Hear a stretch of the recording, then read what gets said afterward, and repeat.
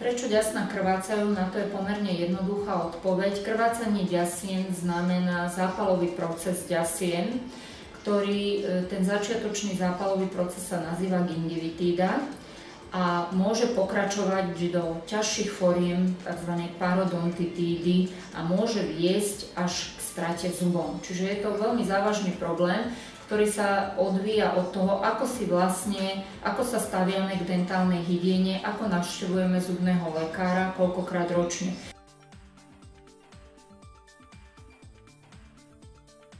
Krvácaniu ďasien zabránime, to znamená gingivitíde a pokročilé štádium parodontitídy zabránime dentálnou hygienou.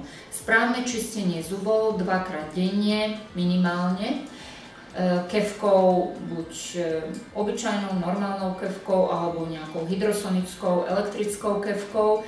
Závisí od toho, aby sme dodržali správny čas. Pri tých elektrických kefkách ten čas je menej, približne 2 minúty. Pokiaľ si ručne umývame kefkou, tak sú to 4-5 minút a dôležitá je hlavne správna technika čistenia zubov, čiže stieracím pohybom pod 45 stupňovým uhlom a vždycky ďasnú zub.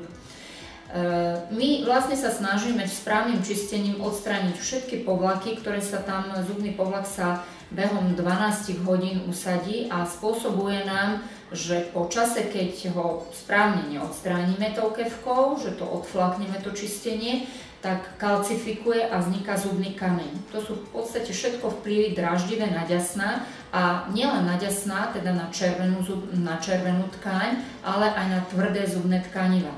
Ďasná trpia tým, že vzniká tam zápal, gingivitída, parodontitída a tvrdá zubná tkáň trpí tým, že dochádza k demineralizácii, čiže odvápneniu skloviny, čo je vlastne začiatok kazu. Pokiaľ je ten začiatok len na sklovine, dá sa to ešte zachrániť rýchlou návštevou zubného lekára, ktorý profesionálne ten zubný kameň odstráni, ošetrí ďasná a ošetrí aj tvrdú zubnú tkáň remineralizačnými prípravkami na báze amifluoridov. Ale pokiaľ zubného lekára nenavštívime, a tu zase apelujem na 2-krát ročné kontroly u zubného lekára, pretože začiatočný zubný kaz ani začiatočná gingivitída pacient si ju nevšimne, mal by si ju všimnúť lekára, upozorniť na to, tak 2-krát ročne sú prehliadky u zubného lekára nutné. Chcela by som ešte teda podotknúť, aj čo sa týka ďasien, je veľmi dôležité okrem dentálnej hygieny kefkou aj dočisťovanie medzizubných priestorov. Súvisí to zase s papilami medzizubnými, pretože môžu byť zapálené, pokiaľ nepoužívame dentálne nite a dentálnu kefku, ten povlak tam zostáva. Nedá sa odstrániť úplne na 100% zubnou kefkou žiadnou. Medzizubné kefky, ktoré sú elektrické, odstraňujú, novinky sú napríklad hydrosonické zubné kefky, ktoré odstraňujú medzizubný povlak na 30%, ale znovu to treba dočistiť buď niťou alebo kefkou.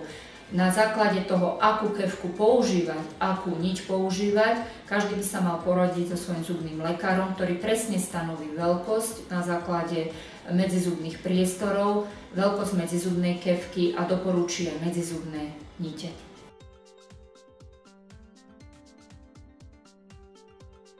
V prípade problémov s ďasnami doporučujem vitamíny C. Môžu to byť, pokiaľ je tam zápalové ochorenie, môžu to byť vyššie dávky C, dokonca 2-krát denne po 500 mg. Pokiaľ nie, tak stačí nejaký multivitaminový prípravok, ktorý obsahuje vitamín C.